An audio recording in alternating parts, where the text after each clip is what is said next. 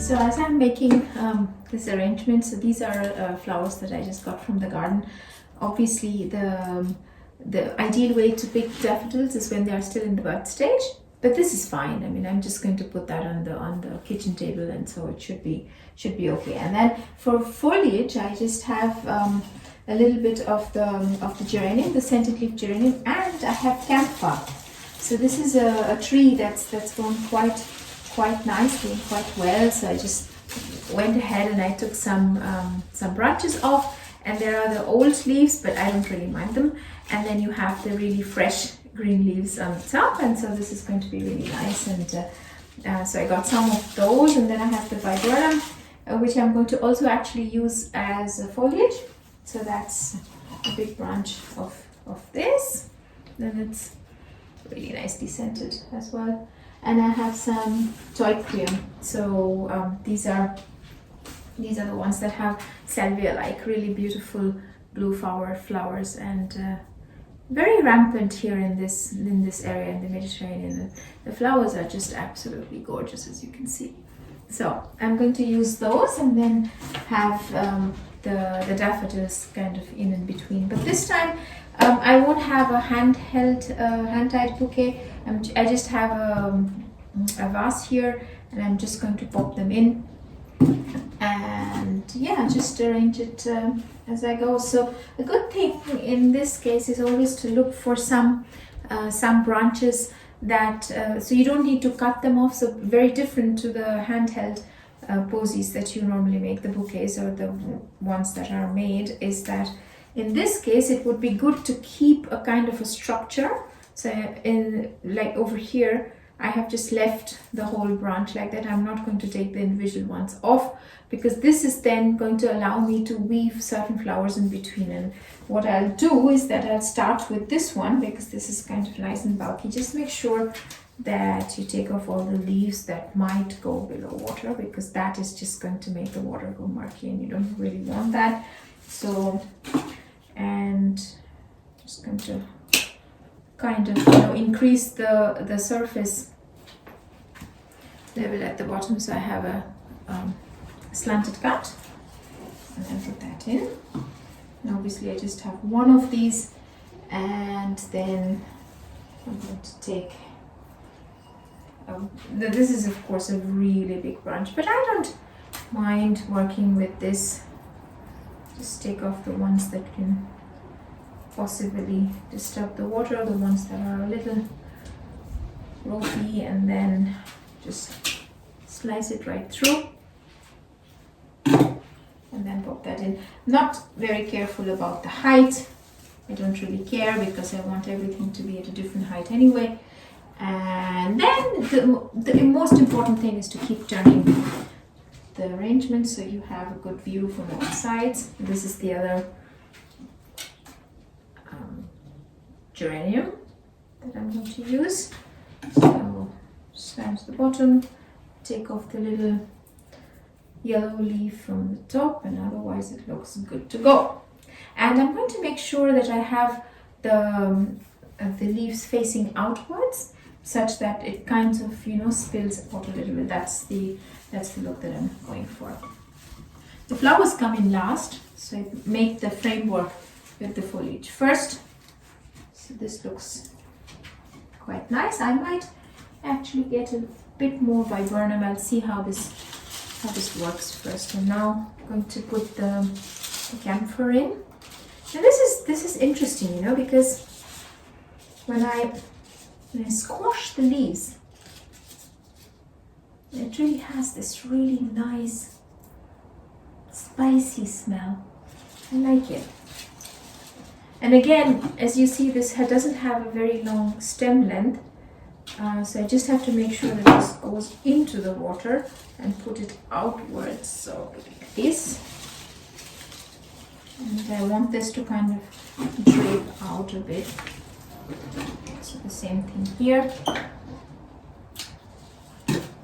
The woody stems really benefit from having their ends cut a little bit to, if you have a slanted surface, because that's going to allow the branch to absorb as much water as possible So that's always a very good tip. And if you can get that prepped the night before, that's even better. Gives the plant a chance to soak up the water. But even if you don't, and if you're just using it for something for the house, you shouldn't matter a lot. So now I have this one. Now I'm trying to, right at this point of time, think where this is going to go on the table. If this is going to be in the middle, and I have a longish dining table, then the idea would be to have the spilling out part not on all directions, because it's long, and then to have the part spill out on both ends.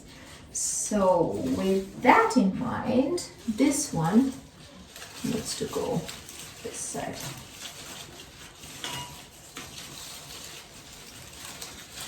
And because I'm just putting it in the vase, I don't need to bother too much about how it's going to look like from, and the vase is not see-through. That's what I wanted to show you. That's the reason why I'm not too much bothered about where I put them in, because I won't see the stems. Normally, if you have a glass vase, it's nice to have stems going in one direction, because then it looks really nice and neat. But in this case, I don't need to worry about that.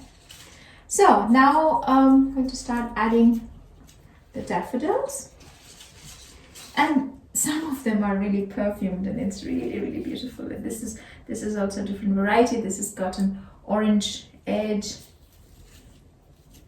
And the daffodils in my garden are daffodils to naturalize. That means that I just let them spread. That's the idea. So this is tall.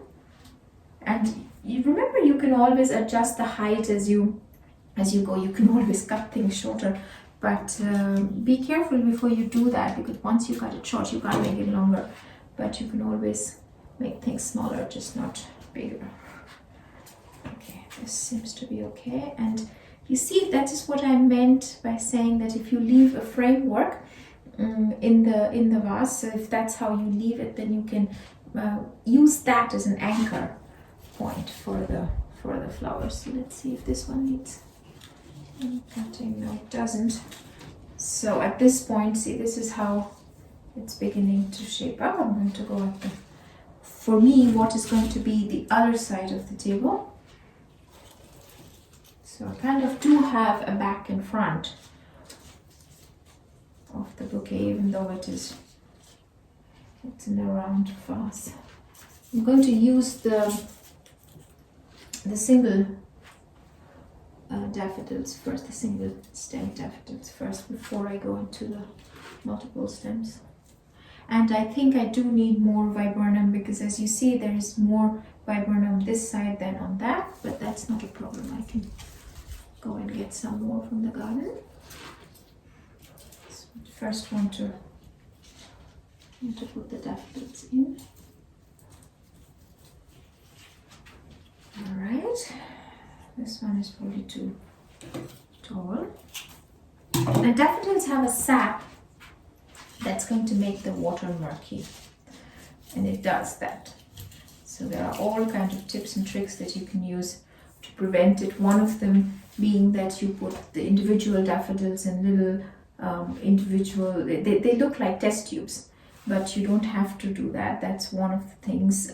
Searing the ends could be the other option, but remember, every time you cut, there's going to be fresh sap coming out. One of the things that some florists do is that they cut the daffodil, they put it in the water, and then when they want to recut the stem, they actually cut below in the water.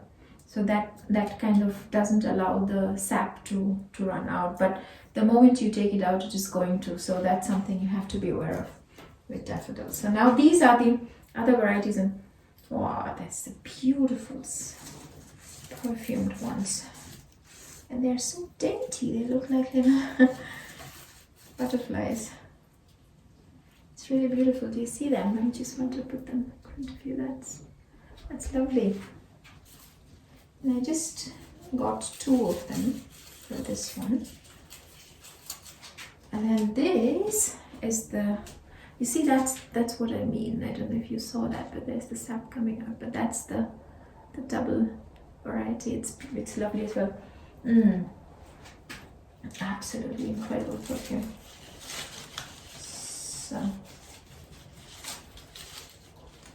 tuck that in there and then turn it again so I can see it from this side. And then I'm going to, now these are a little bit shorter, so I'm going to tuck them in towards the edge.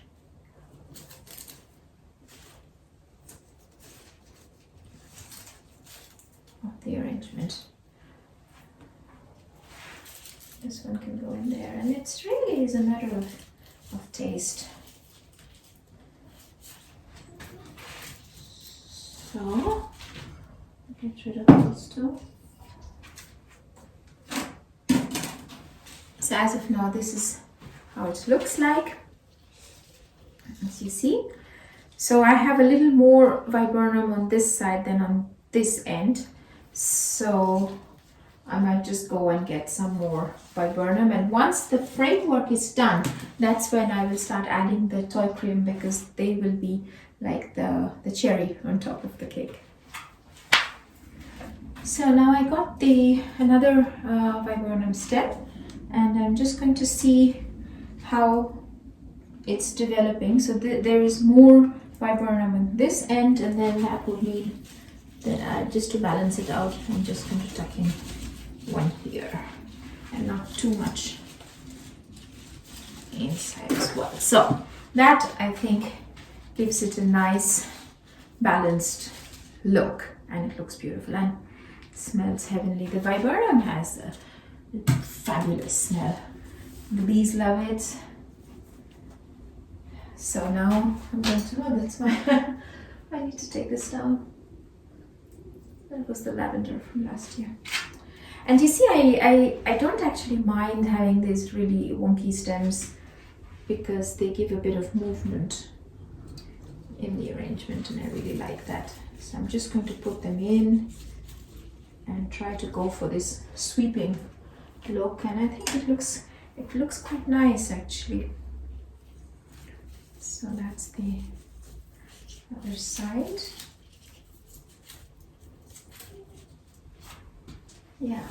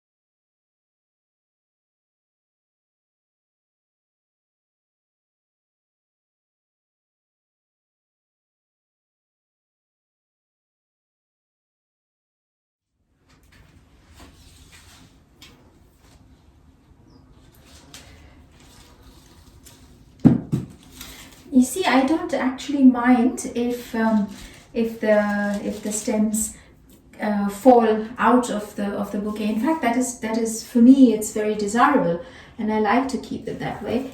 And don't be afraid to change and to edit maybe certain leaves that are bothersome, or certain later on when you go in, and you can always go in and take your snippers and just snip things off, the ones that don't look quite nice, and always, and even if something doesn't look nice, you can always take it out and put it back in together. So this is a very nice way to do an arrangement if you have a vase that, like I said, was not transparent, and something that you can just tuck in, maybe something that you even gather when you go foraging. If you find some nice twigs and beautiful branches that are blooming right now, of course spring, so there are lots of blooming trees and branches. and then you can just create arrangements like that. Just try to see if the color combination works together, and yeah, and then you should have something beautiful for your home. So I just want to put that up and show you. As you see, I have all of these the toy cream spilling out and coming out, because I never go for something that's always a uniform look, and I actually really like it. And that's Coco. She really doesn't like it when the neighbor's son comes with his moped.